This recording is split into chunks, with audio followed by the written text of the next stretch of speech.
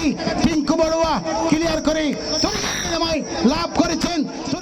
বঙ্গোপসাগরের তীরন্দাজি ফুটবল মাঠ ফইলে দেখিলি বোধকে মনে করিব এটা হয়তোবা সাগরত মাছ ধরি বেলা এসব মানুষ বই দেখি দেখি আর বুঝিবার হনফই নাই যে একটু পরে এটা শুরু হইব ফুটবল যুদ্ধ। প্রত্যেক দিন এরকম দৃশ্য দেখা মিলে আনোয়ারা উপকূলীয় রায়পুর ইউনিয়নের গহিরে সমুদ্র সৈকত পারত উপকূলীয় এলাকাওনে এটা খেলার মাঠ নাই, যে কারণে সাগর ফারন্দাজি ফুটবল খেলে এই গ্রামের তরুণ।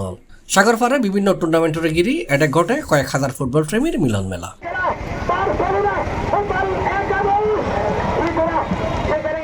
ফেব্রুয়ারি 28 তারিখ শুক্রবার উপজেলার কুরদগহিরা মরহুম টিটু স্মৃতি সংসদ premier league gold cup football টুর্নামেন্টের ফাইনাল খেলার গিরিয়ে এটা বসে জমজমাট আসর খেলা সাইবাল্লা উপজেলার বিভিন্ন জায়গাতুন সাগর ফারান্নের জি জমাই কয়েক হাজার ফুটবল প্রেমী মাঠের সাইড ফাঁসাত ব্যাকুনি খেলা সাইবাল্লায় বই থেকে কেউ কেউ বেরিবাদরুদ রিক্সে ট্যাক্সি দিয়ে এরে খেলা সার এক পাশে সাগরের ডিও আরেক পাশে ফুটবল যুদ্ধ সব মিলে এরে উপভোগ্য জি দর্শক এবং আগত অতিথি হলে।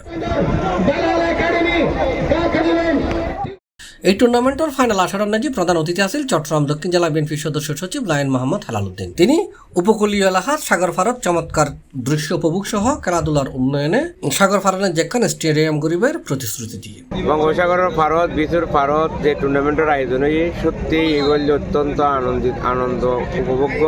এটাতে হাজার হাজার মানুষ যে ফুটবল প্রেমী ফুটবলের যে দর্শক এর আসলে কে এরা অঞ্চলে কেউ অনুভব করতে না যে এই এলাকার মানুষ ফুটবল কীভাবে উজ্জীবিত আছে।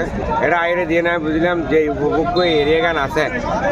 ইনশাল্লাহ যদি বাংলাদেশের মানুষ আর নেতা তারেক রহমানের বাংলাদেশের সেবা করিবার সুযোগ দেয়, অবশ্যই আর একখান লক্ষ্য উদ্দেশ্য নিয়ে যে আনোয়ারার এই বিচ চ্যানেলের যেখানে একখান স্থায়ীভাবে ফুটবল বা ক্রিকেট ফুটবল টুর্নামেন্ট করা যায় মতো এটা একখান স্টেডিয়াম গরিবের মতো ব্যবস্থার উদ্যোগ ইনশাল্লাহ গ্রহণ করতে কান্ডারি যিনি প্রতিষ্ঠাতা এস এম মানিবিক ফাউন্ডেশন জনাব আব্দুল সবুর ভাইকে। C plus TV Chittagong.